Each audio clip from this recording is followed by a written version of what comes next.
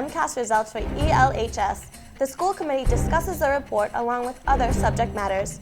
We give you the details coming up. Plus, the selectmen face an ongoing controversy about what to do with the old firehouse. And we see how one driven Eagle Scout member plans to benefit the community. The Charter Commission presented their proposal so far for future town government. We find out how community members responded. Good news for the elementary schools that we know the students will love to hear. Those stories and more just ahead on ELCAT News Update.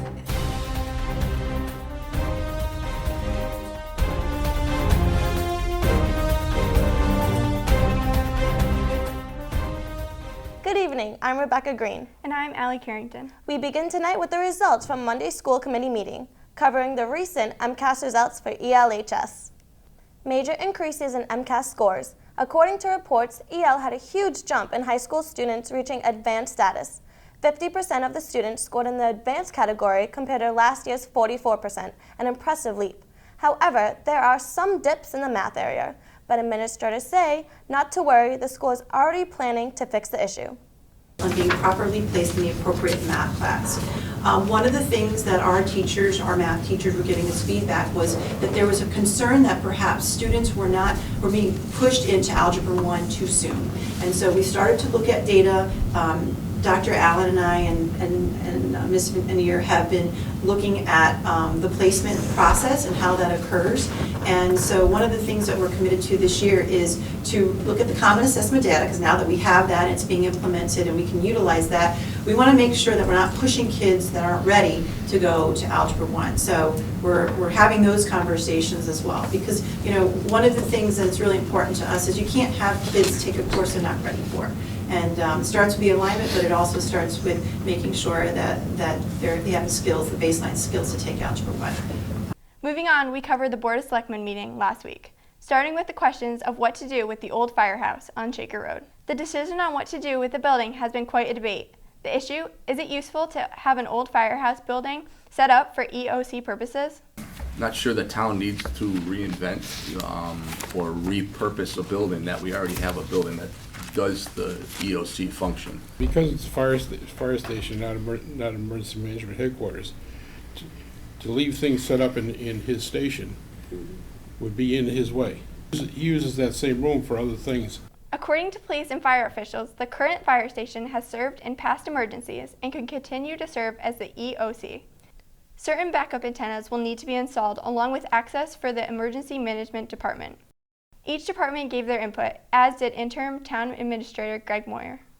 Why are we having an EOC? An EOC, trying to split this thing, EOC in that small fire station, when we're already set up at the fire department. It's hard for me to say we should go ahead and spend taxpayers' money. It's grant money, it's still taxpayers' money, and to having a EOC when we do have, hopefully we'll never have, but have a disaster where we need to set up an EOC when it's all there within a short period of time. We can have everything set up. As yet, no decision has been made regarding the building on Shaker Road. ELCAT News will continue to follow the story. In other news, the open house for the Brown Farm property, taking place on Halloween Day, will have a nice surprise thanks to one dedicated Eagle Scout. Eagle Scout Tyler Landman, under the permission of Rec Director Colin Drury, proposed an eye-catching project for the Brown Farm property.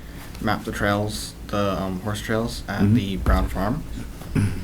I'm going to be placing a trailhead at the beginning of the trails near the stables. The trailhead will probably be 4 feet by 5 feet with a sloping roof. According to Drury, the back of the property cannot be used for anything but trails. The plan will require no cost to the town. The Board of Selectmen approved Tyler to proceed with the mapping project. A public meeting took place this week for community members to hear the Charter Commission's proposal, as they were able to voice their opinions and comments. Just for attendance, I admit that East Longmeadow, like all other towns, has less attendance at a town meeting than I would like. However, any voter can attend, can participate, and can vote. The number of residents attending alone should not indicate whether the process is fair, reasoned, or deliberative. Every town voter has the right to be there. So again, I commend you on what you're doing. very much like the ideas that you've proposed to us, the plan that you've proposed to us, and I, in fact, support it very much and hope that it will go through. Thank you. The Charter Commission will take all comments into consideration and will continue to meet on Thursdays. Be sure to watch ELCAT and visit our YouTube page to stay up to date on what's happening in the community. With the potential for a new town charter being accepted in April, Town Moderator Jim Shields opened Monday's special town meeting by noting the possibility that it could be the town's last. So this is not only a special town meeting, it may be the last special town meeting, so it's a very special town meeting. Voters on hand considered and acted on 21 articles, approving the use of community preservation funds for new playground equipment and restoration of the town's original motorized fire engines. Meadowbrook, Mapleshade, and Mountain View schools will each be building new playscapes to replace aging and, in some cases, dangerous equipment. The fire truck restoration funds will be supplemented with funds raised by the East Long Meadow Firefighters Association, whose members have attempted over the years to return the truck to roadworthy condition. In other business at the meeting, voters approved a request by the Appropriations Committee to establish a trust fund for retirement benefits and to move $1 million from this year's reserve account into that trust fund. Couldn't that money also be used for other, you said capital expenditures around town? Streets, roads, things like that? Is that true?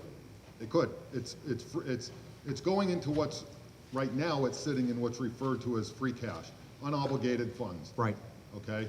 That money can be expended however town meeting decides to expend that money. We're recommending that we take $1 million and put it into this trust fund toward that OPEB liability. Okay. I would like to point out that if we fail to eventually, at some point, fund our liabilities, it will impact every other service in the town. We have to pay the bill. Pay now or pay later, eventually we have to pay the bill. We're trying to look to the future and pay now so that it doesn't end up costing the town in services for paying those liabilities.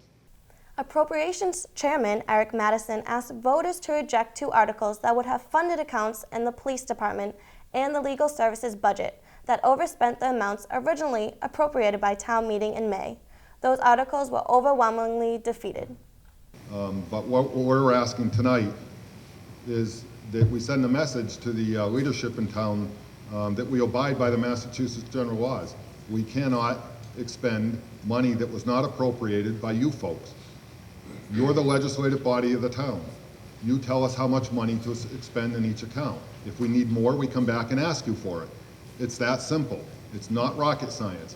Some of these accounts continuously overexpend every year.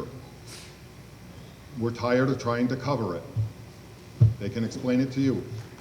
An article seeking to raise compensation for the town's plumbing and electrical inspectors passed easily, despite the Appropriations Committee's preference that raises be included in the annual budget decisions. I'd just like to say these 2 gentlemen are probably the most dedicated employees that work for the town, and either one of them haven't got a raise in 12 years. Our electrical inspector goes out on every single fire call there is in a town that pertains to electrical. People don't realize that. And he does that for his current wages, which is not, in my point, is not acceptable. Was brought to the Appropriations Committee. The Appropriations Committee asked for some data and information. You never brought the data or information to the Appropriations Committee.